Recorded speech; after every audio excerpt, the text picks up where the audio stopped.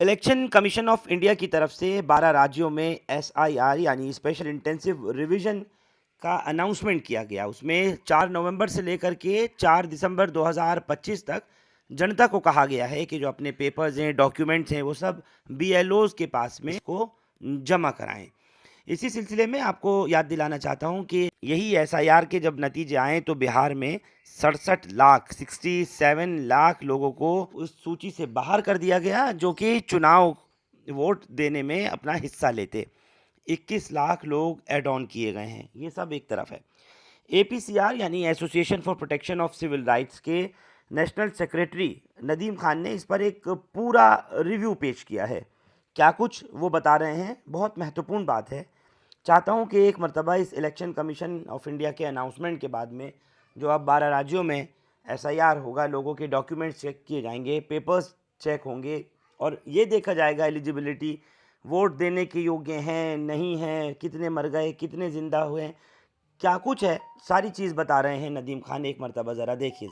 कल election commission of India ने 12 राज्यों में एसआईआर स्पेशल इंटेंसिव रिव्यू का अनाउंसमेंट किया है और 4 नवंबर से 4 दिसंबर के बीच में आम जनता को, मतदाताओं को ये कहा गया है कि वो अपने पेपर्स, अपने डॉक्यूमेंट्स जमा कराएंगे बीएलओ को, और इसके लिए 30 दिनों का समय दिया गया है। हालिया में जो बिहार में एसआईआर के जो नतीजे आए हैं, जिससे मालूम चला है कि 67 लाख लोग रिमूव किए गए हैं और 21 लाख लोग ऐड ऑन किए गए हैं। तो इस पूरे बिहार के प्रोसेस का अभी क्लेरिफिकेशन नहीं हुआ था। जो 67 लाख लोगों में बहुत सारे लोग जिनको इलेक्टोरल रोल्स में डेड शो किया गया था, मृत शो किया गया था, वो सामने आए थे और उन्होंने कहा था वो जिंदा हैं। तो वो 67 लाख लोगों में से जो लोग जिंदा हैं, जिनके नाम गायब कर दिए गए, उनके बारे में कोई क्लेरिफिकेशन नहीं आया।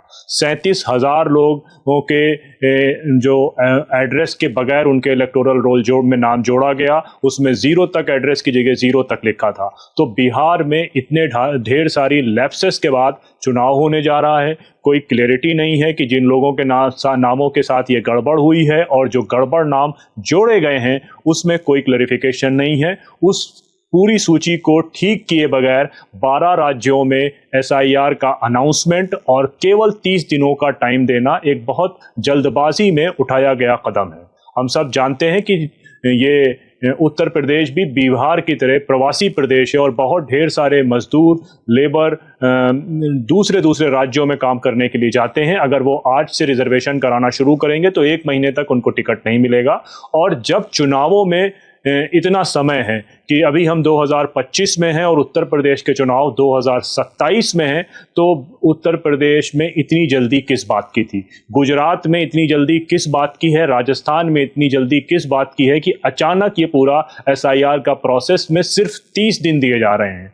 और जबकि बिहार में हुई एसआईआर प्रक्रिया में जिन लोगों के नाम गायब हुए, जो लोग अभी ये दावा कर रहे हैं कि उनकी कभी बीएलओ से भेंट नहीं हुई, बीएलओ ने उनका फॉर्म खुद भर दिया या उनका फॉर्म भरा ही नहीं या उनको मृत घोषित कर दिया, या जो लिस्ट आई है जिसमें एक ही एड्रेस पे 500 लोग हैं, एक ही घर में 52 लोग हैं, एक ही नाम के हजारों लोग हैं, उनका कोई क्लैरिफिकेशन नहीं आया। ये पूरी तरीके से एक पॉलिटिकल टूल लग रहा है जो एक पर्टिकुलर पॉलिटिकल पार्टी को बेनिफिट पहुंचाने के लिए किया जा रहा है, क्योंकि इसमें जो नाम रिमूव किए गए हैं, ये अंदेशा है वो एक पॉलिटिकल पार्टी को वोट न करने वाले लोग के नाम हैं, और जो नाम ऐड किए गए हैं शायद वो उसी तरह से ऐड किए गए हैं जिस तरह हमने महाराष्ट्र और दूसरे प्रदेशों में अचानक से 5-5 महीनों में 10 गुने से ज्यादा नाम जो ऐड हुए हैं उनकी वृद्धि देखी है। जहां तक मुस्लिम समाज का प्रश्न है, बिहार में मुसलमानों की पॉपुलेशन 16.9% है,